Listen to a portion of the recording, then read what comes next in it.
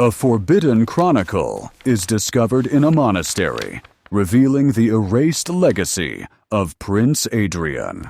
The parchment's ink is faded, but Adrian's name shines through, as if resisting erasure. Royal scribes are ordered to collect every document mentioning Adrian. Soldiers burn entire shelves of historical records to hide the prince's existence. Portraits of Adrian are scraped with metal blades, removing only his face. Royal genealogies are rewritten, removing Adrian's lineage. Statues of Adrian are toppled in silence at night to avoid public notice. Papal messengers arrive with sealed instructions on how to erase a living heir. In cryptic diaries, monks record fear that truth is being buried alive. Adrian's books are removed from the palace library, leaving empty spaces like missing memories. Church bells ring to signal a correction of royal history, masking the purge. A mapmaker is forced to redraw the kingdom's royal lands without Adrian's estates. Adrian's childhood chamber is stripped clean, leaving it hollow. Messengers burn letters Adrian wrote to foreign scholars. A royal coin minted with Adrian's face is recalled and melted. The king's advisors create a false narrative. There was never a second heir. Royal guards confiscate peasants' keepsakes that feature Adrian's childhood likeness. A lone knight secretly hides one surviving portrait of Adrian behind a chapel wall. A secret sect of monks vow to preserve the truth even if the world denies it. As the purge ends, a single prophecy remains. What is erased will one day return. While Adrian secretly studies forbidden texts, the king quietly summons papal envoys to plan his capture.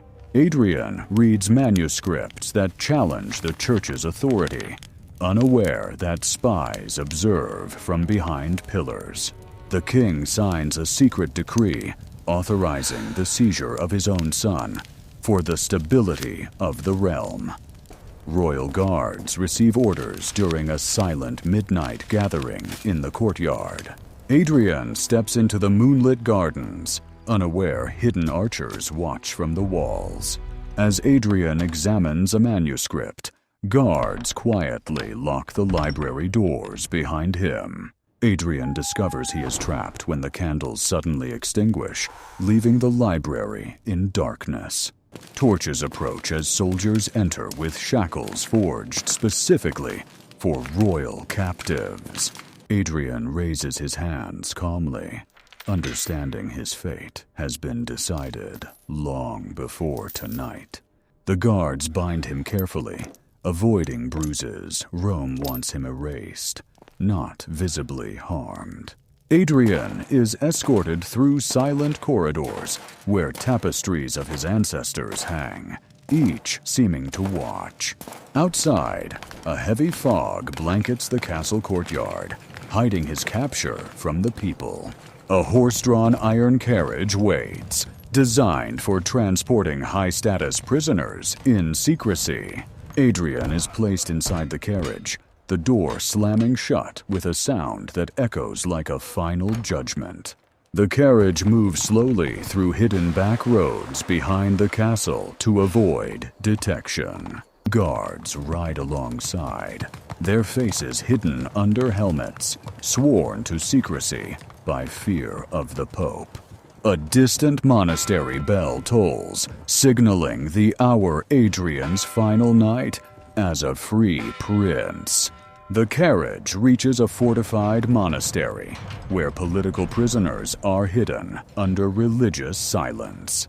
Monks silently take custody of Adrian, guided by papal orders sealed in black wax. Adrian is escorted into a stone cell beneath the monastery, where his erasure will officially begin. Adrian is led down a spiral stone staircase into the underground section of the monastery. known only to high-ranking clergy. The air thickens as he enters the chamber, where political prisoners are detained under the guise of religious reflection. A monk silently removes Adrian's royal cloak, replacing it with coarse wool robes, marking him as a detainee of the church. The cell door closes behind him, echoing through the stone corridors like the closing of a tomb. Adrian sits on a cold stone bench, staring at faint carvings left by forgotten prisoners who came before him. A small slit in the ceiling lets in a thin ray of moonlight, the only link between Adrian and the outside world. Through the silence, Adrian hears the faint thud of monks' footsteps practicing ritual chants above him. A monk slips a wooden tray of stale bread through the cell slot, never making eye contact. Adrian finds a small iron cross embedded in the wall, once belonging to another prisoner, worn by years of gripping hands. Thunder rumbles outside, and water drips through the ceiling, creating tiny ripples in a puddle near Adrian's feet. Adrian sees monks entering a hidden passage, carrying scrolls marked with papal seals documents, deciding his fate. In a neighboring cell, Adrian notices an inscription written decades earlier. "Truth survives walls." A monk secretly slips a small fragment of parchment under Adrian's door with a single word: hope. Adrian studies the underground layout, realizing the monastery contains hidden chambers older than the kingdom itself. The midnight torches dim as the monks retreat, leaving the underground silent except for dripping water. Adrian discovers a loose stone under his bench, revealing a hidden cavity containing old parchment scraps. The fragments contain faded writings from a prisoner who once attempted to expose church corruption centuries earlier. A sudden gust of cold air enters the cell, signaling the opening of a secret passage somewhere nearby. Adrian steps closer to the cell door, realizing the monastery holds more secrets than his captors intended. In the distant hallway, a monk briefly stops and looks toward Adrian's cell, as if aware destiny is shifting. The council meets to decide the fate of Prince Adrian, now called King Adrian.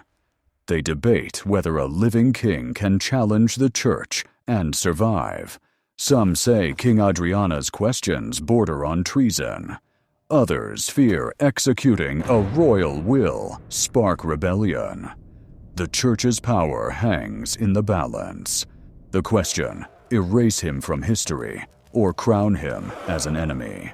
King Adrian, is added to the list of dangerous thinkers. The council decides to silence, not execute. Erasure is more permanent than death. They remove King Adrian, from every document. His victories vanish stroke by stroke. His reforms disappear into smoke. Only a few are allowed to know he ever lived. One scribe refuses to let the truth die. He writes King Adriana's name in hidden margins. These secret notes will survive centuries later. A message is sent to warn King Adrian. His kingdom prepares for retaliation in silence. The church is engineering a forgotten war. King Adrian, is officially erased, but still alive. King Adrian, receives the church's secret decree erasing him from history. He reads the document in silence, realizing his name no longer exists in law. Advisors panic an erased king is a king without protection. King Adrian, refuses to flee and chooses resistance. Loyal knights swear to protect him even without official recognition. The king orders hidden archives opened to expose church abuses. He plans to release knowledge the church burned for generations. Messengers are sent across Europe carrying coded letters. King Adrian, warns scholars they may be targeted next.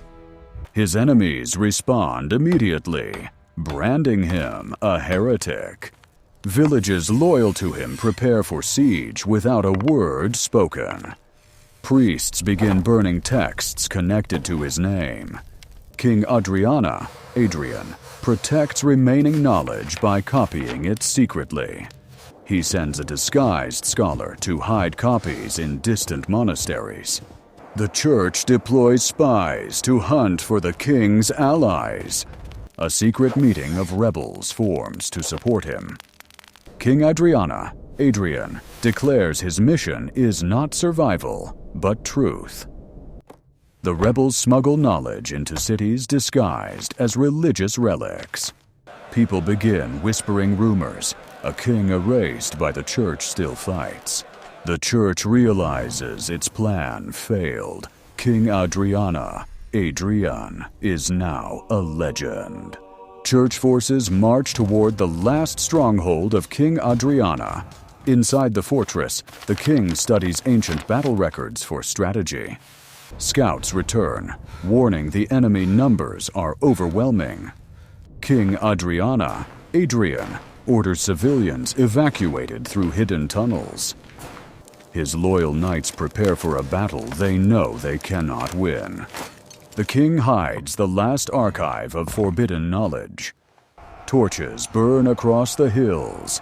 Enemy forces have surrounded the fortress.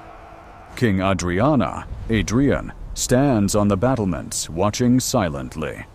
Church envoys offer him one last chance to surrender. The king tears the surrender letter without speaking.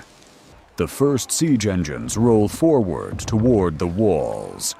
His archers release flaming arrows, lighting the rain-soaked field. Stones crash into the fortress, shaking ancient towers. King Adrian, personally joins the defense line. His knights rally around him, fighting with fierce loyalty. A tower collapses, pinning soldiers beneath rubble. The enemy breaches the gate. Hand-to-hand battle erupts. The king is separated from his guards in the chaos. He escapes down a hidden stairway, known only to old rulers. Below the fortress lies a forgotten sanctuary of ancient kings. The king kneels before his ancestors' tombs, accepting his fate. He leaves behind a sealed letter for future rulers. Enemy soldiers enter the sanctuary, searching for him. King Adrian, vanishes into the hidden underground river passage. The church declares him dead, even without a body. But faraway monks receive mysterious documents from a hooded rider. Inside are the knowledge archives the king protected. His writings spread in secret, inspiring generations after his disappearance. Historians centuries later discover traces of a king erased by the church. King Adrian, became immortal, not by throne, but by truth he protected.